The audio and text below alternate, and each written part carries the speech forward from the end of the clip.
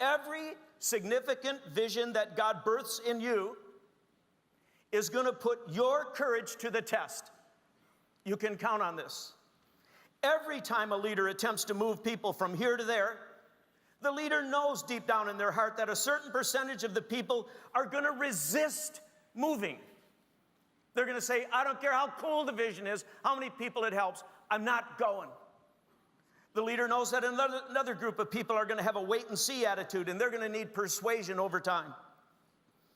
And every leader knows how ugly it would be to move an effort, a cause, or a group of people halfway and then not be able to finish the job.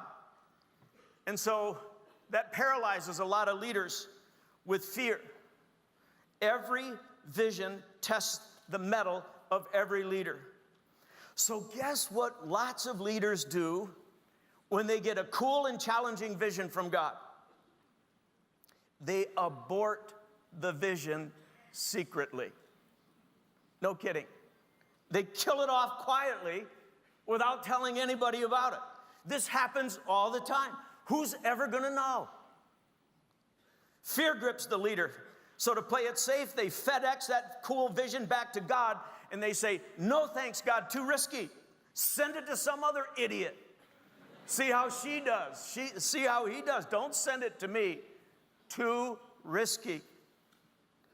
Gang, I live with the deep-seated conviction that throughout history, our gracious God has sent extremely cool visions to leaders all over the world. Visions that would launch exciting businesses, that would employ hundreds of people. Visions that would end human trafficking, that would increase food production so no one would have to go to bed hungry.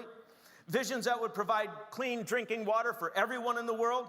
Visions that would root corruption out of government. Visions that would end racial and ethnic violence.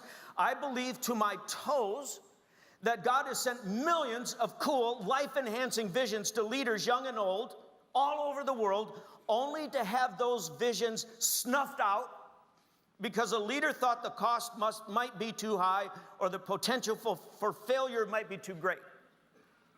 But you see, no one knows that all these cool visions are being aborted. These deaths occur behind a veil of secrecy and silence. So in my view, when we look at a violent and suffering world, and we all watch the news every night, I think we have a decision to make on where to lay the blame. Should we lay the blame at the feet of a compassionate God who has been sending life-enhancing visions to millions of leaders all over the world? Or should we lay the blame at the feet of a large number of gutless, cowardly leaders who aborted the misery-alleviating visions that God would have blessed wildly had there been the leadership courage to give them birth? Let me push this even further. I would bet a lot of someone else's money that a high percentage of you listening to me right now have an extremely cool vision hidden somewhere within you. A vision so cool that if you knew it would succeed, you'd drop everything and pursue it today. Might be the vision to start a new business venture or to take the one you run in a new direction. It might be the vision to start a new kind of church or a cool new non-for-profit or a vision to reform an arm of government. Truth be told, your pulse rate increases every time you think about it. It's just that you lack one thing: basic bravery, old-fashioned courage. And gang, I get it. I've been paralyzed by fear far more times than I would ever care to admit. And I have beaten myself up mercilessly for being cowardly throughout my leadership career. But then, you know, there comes that day, in my case anyway, when I realize I got to live with myself. And I got to stand before God someday. And so I have to sort of grab hold of myself and say the words that God said to young Joshua. And I got to personalize them. Be strong and courageous, Bill. What are you thinking? Be strong and courageous. Do not fear. God himself is with you. He will never forsake you. And then I got to take that vision out of hiding. I've got to talk to some trusted friends about it. I got to get some feedback. And when the time is right, I have to step out in faith despite the fact that I'm vibrating with fear.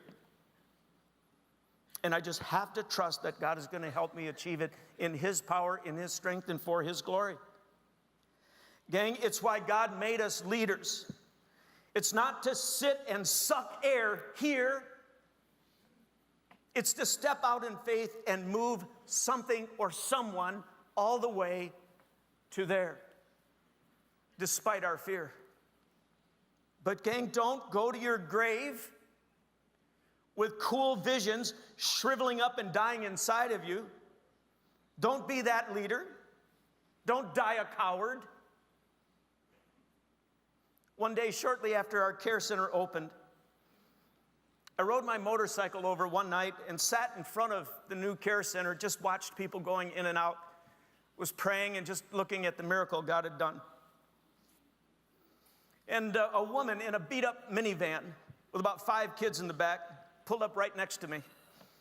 She recognized me. She walked over and said quietly with a very heavy accent, "Pastor Bill, thanks for this incredible place. Right now, it's our family's only hope." It's our family's only hope. Then she left to go get some groceries for all those kids. I sat out on the motorcycle and thought about her words. Our new care center was her family's only hope in this world. And then I thought of how close I had come to killing that vision before I had breathed a word of it to anybody. And I would have killed it because I was afraid we couldn't raise the money in tough economic times. And I'll tell you, I bawled half the way home. What a colossal tragedy that fear-induced abortion would have been. Leaders, visions are holy commodities. They come from our transcendent God. Treat them with the utmost respect. And for God's sake and the world's sake too, don't just kill them off in a late night fit of cowardliness. Get on your knees and say the Joshua prayer as many times as you need to say it. Be strong and courageous. Do not be afraid. God will be with you and will not forsake you. Then get up off your knees, put one foot in front of the other, and walk in faith toward the launch of that vision. Deal?